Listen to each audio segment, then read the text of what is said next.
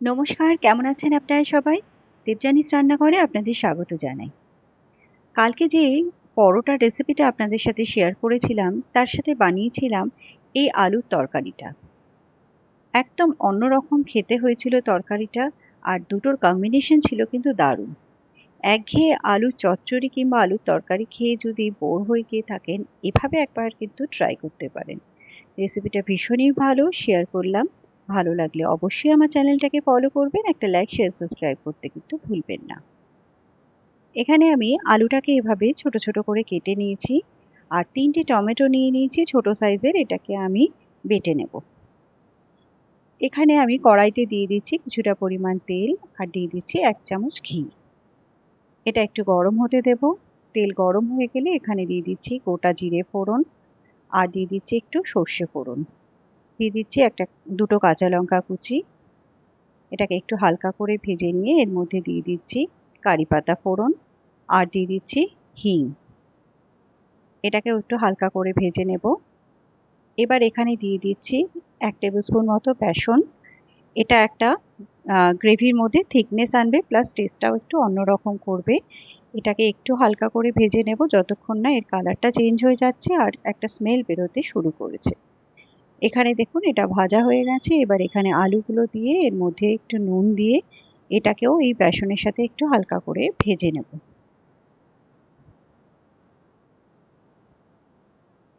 Minute 2-3 এভাবে ভাজার পর এখানে কিছু মশলা অ্যাড করব। তার আগে আমি একটু তেল দিয়ে নিলাম এখানে, কারণ তেলটা আমার একটু কম লাগছিল। এবার এখানে দিয়ে দিচ্ছি হলুদ গুঁড়ো, কাশ্মীরি লঙ্কার গুঁড়ো, দিয়ে দিচ্ছি 2 চামচ ধনে গুঁড়ো। এবার এই মশলাটাকে লো ফ্লেমে আলুর সাথে একটু কষিয়ে নেব। এই সময় কিন্তু ফ্লেমটাকে হাই রাখবেন না, তাহলে কিন্তু মশলাটা পুড়ে যেতে পারে। এটা সুন্দর মতো আলুর সাথে মিশে গেছে।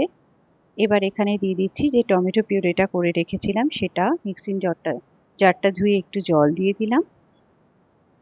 এটাকে ভালো করে মিশিয়ে নিয়ে এটাকে ঢেকে মশলাটাকে কষতে দেব, যাতে মশলাটা কষার সাথে সাথে আলুটাও সেদ্ধ হয়ে যায়।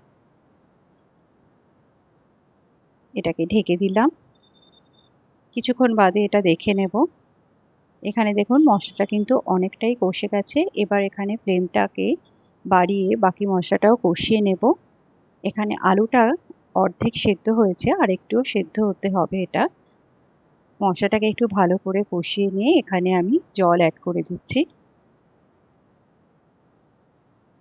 এখানে যেহেতু এটা একটু ঝোল ঝোল নামানো হবে আর আলুটাও ভালো মতো সেদ্ধ হবে, সেই জন্য আমি আরেকটু জল এখানে অ্যাড করলাম। এবার এখানে দিয়ে দিচ্ছি একটু বিট নুন। প্রথমে আমি এমনি নুন দিয়েছিলাম, এবার এখানে দিয়ে দিলাম একটু বিট নুন।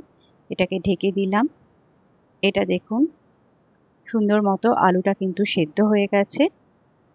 এবার এটাকে খুন্তি কিংবা স্প্যাচুলা দিয়ে এভাবে একটুখানি আলুগুলোকে কিছুটা ভেঙে ভেঙে দিতে হবে। এতে এটার থিকনেসটাও বাড়বে আর এটা খেতেও ভালো লাগবে। এবার এখানে দিয়ে দিচ্ছি একটু চিনি, যেহেতু এতটা টমেটো পড়েছে একটু চিনি না দিলে টেস্টটা আসবে না। দিয়ে দিলাম একটু গরম মশলার গুঁড়ো আর ধনেপাতা কুচি। এটাকে ভালো করে মিশিয়ে নেব।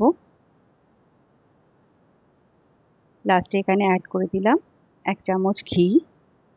এবার এটাকে আরেকবার একটু ফুটিয়ে নিলেই কিন্তু তরকারি একদম রেডি।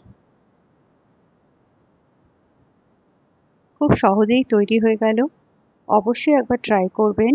শুধু কিন্তু পরোটা না, লুচি বলুন, রুটি বলুন, সবকিছুর সাথেই কিন্তু এই তরকারিটা একদম অন্যরকম খেতে লাগবে।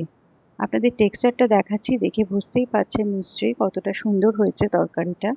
একবার এভাবে ট্রাই করে দেখবেন, আশা করি রেসিপিটা খুব ভালো লাগবে। তাহলে দেরি না করে রেসিপি দুটোই কিন্তু অবশ্যই ট্রাই করবেন, আর আমাকে কমেন্টে জানাতে ভুলবেন না।